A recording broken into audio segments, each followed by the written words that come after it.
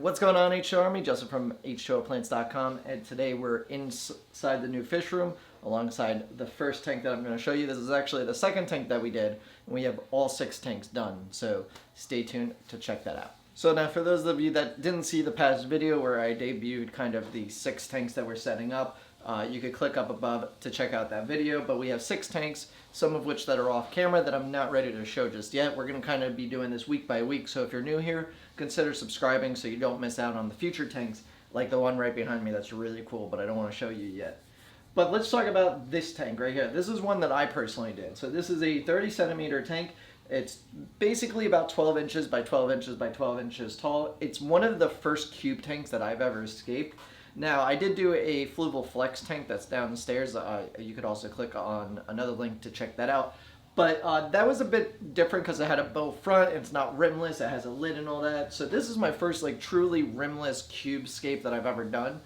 So I'm actually very pleased with it. What I did first is I laid out some black Cerio mountain stone. And basically it's similar to regular Cerio stone, and if you're not familiar with what Cerio stone is, it's probably the most common aquascaping rock there is outside of dragonstone.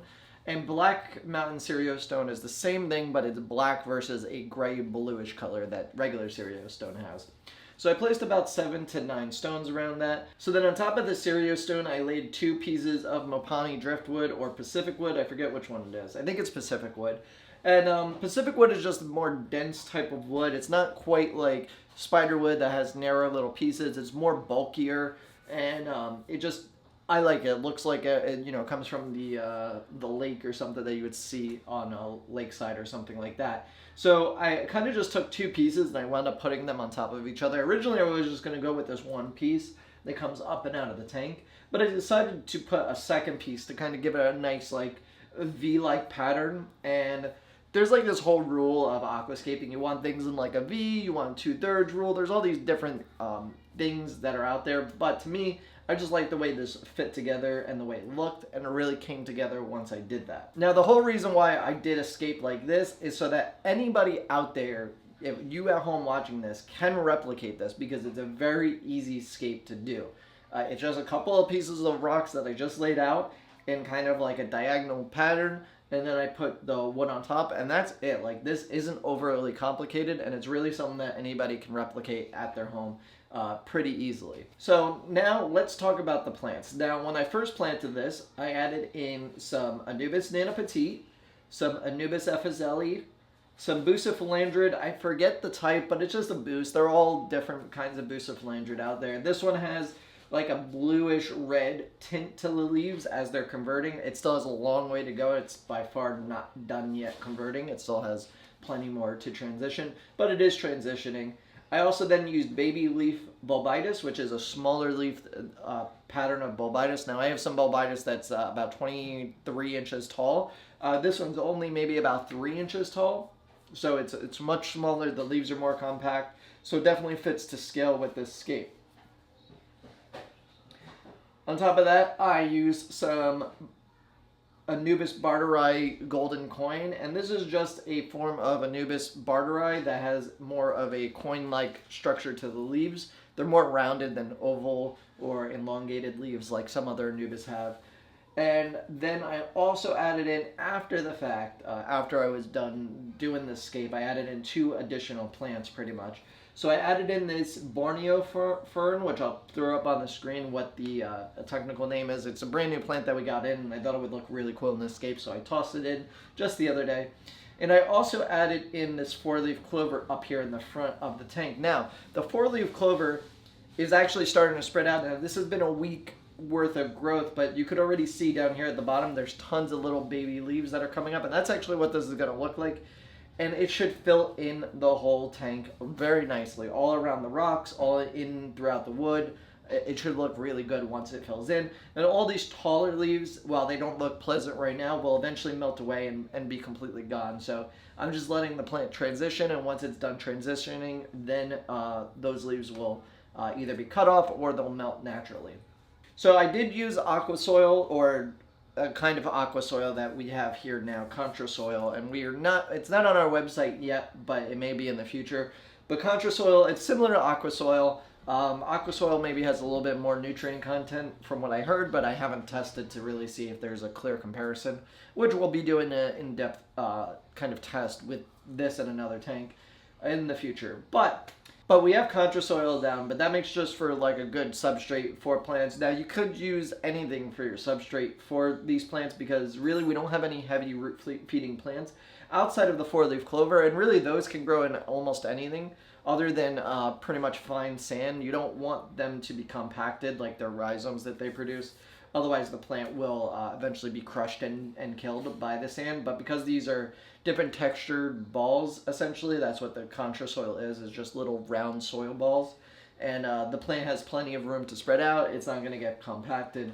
And it'll be very nice in the long run with that carpet going. So outside of the contrasoil, we talked about the tank. Let's talk about the equipment that we have on this tank. So we have this Asta 20 light. This is actually a really cheap light that I found on Amazon. It's only about $40. I'll include links down below to everything about this tank if you want to pick it up and whatnot. We will be selling these particular tanks soon. So if you want any, just stay tuned on the website or for a future update on that.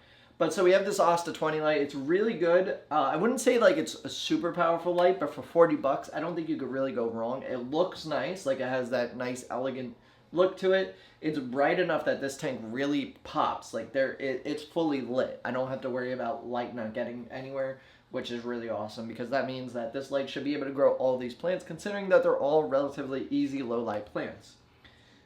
On top of that, we have a Sunsun 602B, I think it is, or 603B. And this is just a nano filter, canister filter. I was originally going to do hang on back filters, but after talking to my friend Kevin Kelly and kind of bouncing back ideas, he recommended that you do all canister filters for all these tanks, and that's kind of what we went with. So this tank has either 602 or 603. It's the smaller one, B. And it works pretty good. Now, it may need to be cleaned more often than, like, say, the other filters that I have downstairs on some of the tanks because I have bigger canisters down there. But overall, I have all Sunsuns downstairs, and I figured I'd use some up here to test the smaller models. And for, I think it was like 20 or 30 bucks, I want to say. You can't really beat that. That's about the same price as the hang-on back filter and as a canister filter. And canister filters are just better overall. And not to mention, we also have CO2 in this tank. Now, I could probably get away with not using CO2, but the main reason why I'm using CO2, if you haven't seen that video about what we're doing with the fish room here, is that this tank needs to be ready for a show in about 3 weeks. So I need these plants to really grow out and look good by the time we're ready for the show. So I got CO2 running in here. It's a very light trickle of CO2, so it's not crazy flow of CO2, and that should be plenty for this tank. Now, I actually just set that up yesterday, and the tank's been running a week without it, no problem. The 4-leaf clover has spread out without the CO2 easily. The boost and the Anubis, everything has been looking just fine. So I don't really think that the CO2 is going to be needed long term with these plants, but it's going to help speed up the growth so it's ready for the conventions when we're ready to do that. Now, a lot of people were asking questions having to do with this tank, having to do with how we're going to move these tanks.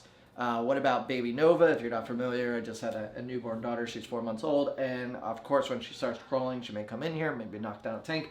We're going to address all these questions in a future video. I didn't want to do it in this video, but I did want to let you guys know. Just stay tuned. There will be an update video once we finish everything here, and I could really just go, and show you everything. So in the upcoming weeks, we're going to be debuting every single tank. So you're going to be seeing maybe another one in a couple days or next week on the channel.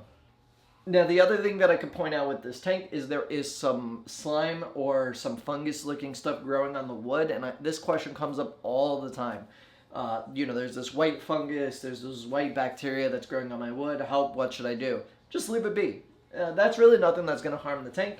A matter of fact, there are some snails in here because I didn't really treat the plants before I put them in here, and I don't really mind snails. You may mind snails, I don't.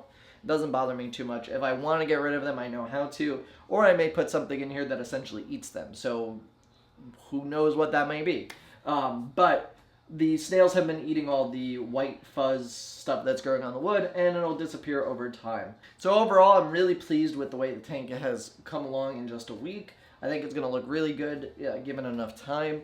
I'm actually hoping that, all these tanks around me are going to be for sale at the Aquatic Experience and Reefapalooza, which are the two events that we're taking them to. So people can buy them if they want them. I'm actually hoping that they don't buy this one because I think it's going to look really cool once it's filled out. But hey, if somebody says, hey, I want to buy it, it is for sale. You know, these are show tanks to be there and, you know, be able to be sold to people that want them. But if they do sell, I will get another one and we'll set up a new one and do something different. So I think that'll be cool. But let's see. I don't know what to put in this tank. I haven't decided on any livestock for any of the tanks yet, nor do I know if we're actually going to put any in during, you know, having to move back and forth through the conventions. Mainly because it's going to be impossible if I put something in here, say like shrimp, because this is only about a 5-gallon tank once it's all filled with everything. If I put shrimp in here, they're going to be really hard to pick out, and I have to drain this tank almost completely down to be able to move it. So I'm thinking maybe like a betta fish or maybe a puffer fish or a small school of like 5 micro fish. I don't know. Leave me a comment down below what you would stock it with if you had the tank. Let me know what you think of the Escape too if you think it's pretty cool. I mean, I think it's nice for anybody to be able to replicate this. I think it's pretty good. So definitely do that, and I guess I'll see you guys on the next one. And I don't know, what tank should I show next? We'll see. But I'll see you guys later. Make sure you like the video, comment down below, and later.